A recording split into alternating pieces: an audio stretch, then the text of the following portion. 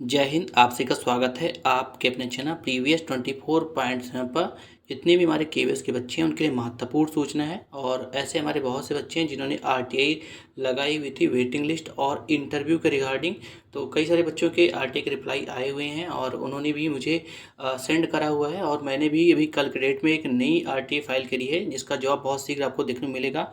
और अगर आप खुद भी आरटीआई लगाना चाहते हैं तो आप लगा सकते हैं। और कैसे लगाना है मैं कमेंट में वीडियो डाल देता हूँ, वहाँ देख करके आप खुद भी आरटीआई लगा करके उसका जवाब पा सकते हैं। लगभग 40 दिन के भीतर में आपको मिल जाता है।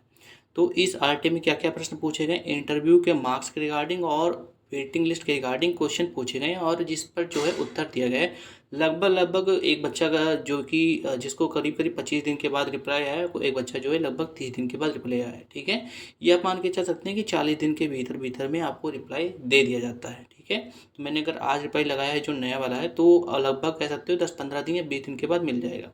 तो ये देख सकते हैं आरटीआई की ऑफिशियल साइट है। और मैं एक बार फिर से कह रहा हूँ, अगर आप खुद भी लगाना चाहते हैं तो कमेंट में लिंक है, आप वहाँ से वीडियो देखिए। आप खुद भी जा कर के लगा सकते हैं। अगर आप जनरल कैटेगरी यानी बीपीएल कार्ड के हैं तो आपको कुछ भी नहीं देना पड़ेगा। चलिए देख लेते हैं। सबसे पहले जो जिन बच्चों ने लगाया था उन्होंने प्रश्न क्या पूछा था। सबसे पहले यहाँ पर देख पा रहे होंगे, मैंने देखिए यहाँ पे कुछ चीज़ें हाइड कर रखी है क्योंकि ये दूसरे बच्चे का है। तो उनका जो कि रोल नंबर वगैरह है, कुछ इंपॉर्टेंट चीज़ें वो मैंने हाइड कर रखी हैं। इन्होंने यहाँ पे पूरा मेंशन कर रखा है कि इनका 6 नवंबर को इनका इंटरव्यू हुआ था और ऐसी सी बात है और इंटरव्यू के मार्क्स को नहीं पता चले हैं इनको, है ना। तो ये सारी बातों को लेकर के इन्होंने प्रश्न करा था। ये पहला क्वेश्चन इनका है, I want to know my KVS PRT interview marks and final score. ठीक है, ये इनका पहला प्रश्न था। जहाँ तक अगर हम बात करेंगे दूसरे प्रश्न की, तो पहला प्रश्न तो इंटरव्यू के मार्क्स के रिगार्डिंग है जिसको लेकर के कई सारे बच्चे पूछ भी रहे थे। ठीक है, दूसरा जो प्रश्न है वो केवीएस पीआरटी स्टूडेंट्स के इंटरव्यू कब तक आएगा। ये दोनों लगभग एक ही जैसा क्वेश्चन उन्होंने पूछ रखा है। और जो थर्ड क्वेश्चन है वो है वेटिंग लिस्ट के रिगार्डिंग, यानी वेटिंग लिस्ट कब तक आएगी। और इसको लेकर के बहुत सारे बच्चे वेटिंग में है, बहुत सारे बच्चे इंतजार भी कर रहे हैं क्योंकि एक बड़ी मात्रा में वेटिंग लिस्ट आने की एक अपेक्षा है। ठीक है, लास्ट जो प्रश्न है वो एनआईएस डिलीट को लेकर के है कि एनआईएस डिलीट जो हैं कैंडिडेट बाहर हो गए थे, है ना। तो उसके बाद कितनी सीटें लगभग खाली हैं, है ना। इसके रिगार्डिंग मैंने वीडियो बनाई थी और एक सटीक मैंने बताया था लगभग कितनी वेटिंग लिस्ट आपको देखने को मिल सकती है पीआरटी टीएसटी पीएचटी जो भी है इन सभी में। ठीक है, आप जाकर के उसको वीडियो से देख सकते हैं। चलिए अब बात करते हैं कि इस पर क्या क्या उत्तर आपको देखने को मिले हैं, आरटीआई रिप्लाई क्या क्या है। ठीक है, सबसे पहले अगर हम बात करें तो यहाँ पर देख पा रहे हैं पहला जो दूसरा क्वेश्चन था लगभग सेम था, तो उन्होंने एक में ही उत्तर दे दिया है। लिखा हुआ queries qualification suggesting are not covered under section 2F ऑफ RTI act 2005। However, it is informed that all the information documents will be given only after the declaration of the final results of all the posts advertised by the केंद्रीय विद्यालय संगठन and will be available after completion of recruitment process। ठीक है, अगर मैं आपको एक detail में समझाने का प्रयास करूं तो यहाँ पे केवल इन्होंने इतना लिख करके छोड़ दिया है कि जब रिक्रूटमेंट प्रोसेस कंप्लीट होगा उसके बाद ही जो बच्चे अपने इंटरव्यू के मार्क्स के रिगार्डिंग जानकारी चाहते हैं उनको देखने को मिलेगा। हालांकि ये गलत है, इंटरव्यू के मार्क्स इनको पहले ही बता देने चाहिए थे और कहीं ना कहीं कुछ इंटरव्यू में कुछ न कुछ घपला तो ज़रूर रहा, ऐसा अनुमानित है। ठीक है, मैं एकदम कंफर्म नहीं कर रहा, ऐसा बहुत सारे बच्चे बता भी रहे थे जो इंटरव्यू देने गए थे वहाँ पे। ठीक है, तो इन्होंने यहाँ पे पहली बात तो इसका कोई स्पष्ट उत्तर नहीं दिया। इन्होंने ये बताया कि आरटीआई एक्ट इसके माध्यम से ये जानकारी प्रोवाइड नहीं की जा सकती है। अगला जो प्रश्न था, it is inform to you that reserve list will be assured after joining and non joining of the from the main panel. दूसरा क्वेश्चन वेटिंग लिस्ट के रिगार्डिंग था। तो वेटिंग लिस्ट पे इन्होंने बहुत विशेष जानकारी नहीं प्रोवाइड करी। इन्होंने केवल इतना बताया है कि जो वेटिंग लिस्ट के रिगार्डिंग लगभग कितनी वेटिंग लिस्ट होगी, वो कितने बच्चे ज्वाइन करते हैं या फिर कितने बच्चे ज्वाइन नहीं करते हैं। इसके अतिरिक्त जो ट्रांसफ़र का जो प्रोसेस है जिसके रिगार्डिंग मैंने अभी आपको लगभग 3 से 4 दिन पहले भी जानकारी प्रोवाइड करी थी, जिसमें लगभग 1455 कैंडिडेट थे जिन्होंने कोर्ट केस के माध्यम से अपने हार्ड स्टेशन से उसको ट्रांसफ़र के रिगार्डिंग केस वगैरह किया था।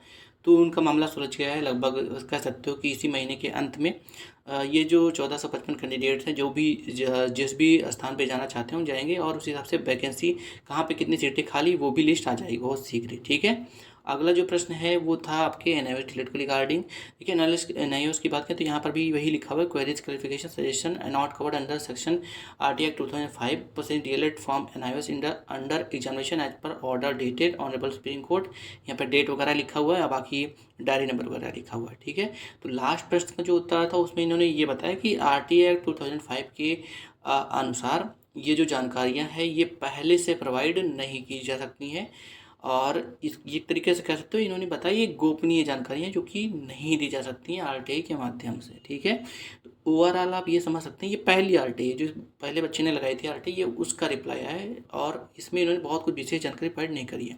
ये जो आप आरटीआई देख पा रहे हैं दूसरे बच्चे का, इन्होंने एक जो प्रश्न पूछा था वो सबका उत्तर एक ही में दे दिया गया। In this regard inform that all the information document and the final result of all the post advertise by the केंद्रीय विद्यालय संगठन will be available after completion of recruitment process. ये आप मान के चल सकते हैं लगभग जितने भी बच्चे आरटीआई के रिगार्डिंग आरटीआई लगा रहे हैं तो उनको बहुत सीधा साधा सा जवाब नहीं दिया जा रहा है, घुमा फिरा करके उत्तर दिया जा रहा है। बस यही बताया जा रहा है कि जो भी रिक्रूटमेंट प्रोसेस होगा वो कंप्लीट हो जाएगा, उसके बाद ही आपको जानकारी देखने को मिलेगी। बाकी ट्रांसफ़र प्रोसेस लगभग आपका तो कंप्लीट होने वाला है। ये जो कुछ केस वगैरह चल रहा था वो भी कंप्लीट हो गया। बाकी मैंने नई आरटीआई लगाई जिसके रिगार्डिंग मैंने आपको वीडियो की स्टार्टिंग में ही बताया, वो अभी मैंने कल की डेट में ही आरटीआई लगाई है और उसमें भी बहुत सारे महत्वपूर्ण प्रश्न पूछे हुए हैं जो कि बच्चे अक्सर पूछते रहते हैं और बहुत सारे बच्चे ऐसे बच्चे हैं जिन्होंने कमेंट में प्रश्न पूछ भी रखा था।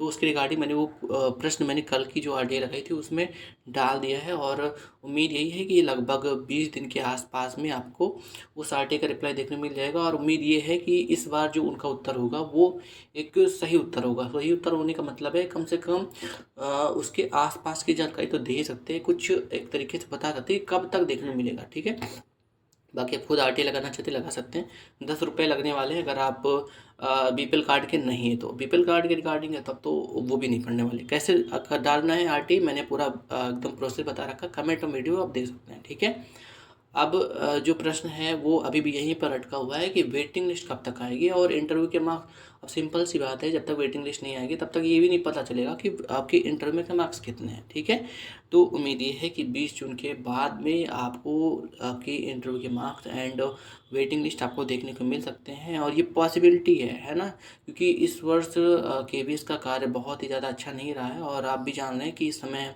चुनाव चल रहे हैं और कहीं ना कहीं कुछ ना कुछ प्रभावित जरूर होता है। कुछ जो टीचर्स होते हैं उनके चुनाव वगैरह में ड्यूटी वगैरह लग जाती है। ठीक है, बाकी इंटरव्यू के मार्क्स रिगार्डिंग अगर हम बात करें तो देखिए इंटरव्यू के मार्क्स ना दे करके इन्होंने कहीं ना कहीं कुछ गलत किया है बच्चों के साथ में, क्योंकि जिन बच्चों ने भी अपने एग्ज़ाम्स को क्लियर किया था, इंटरव्यू दिया था, तो उनके लिए एक अन्याय है एक तरीके से और इंटरव्यू के मार्क्स उनको पहले ही डिक्लेयर कर दिया जाना चाहिए था और इंटरव्यू के मार्क्स ना बताने का कारण पता नहीं क्या है।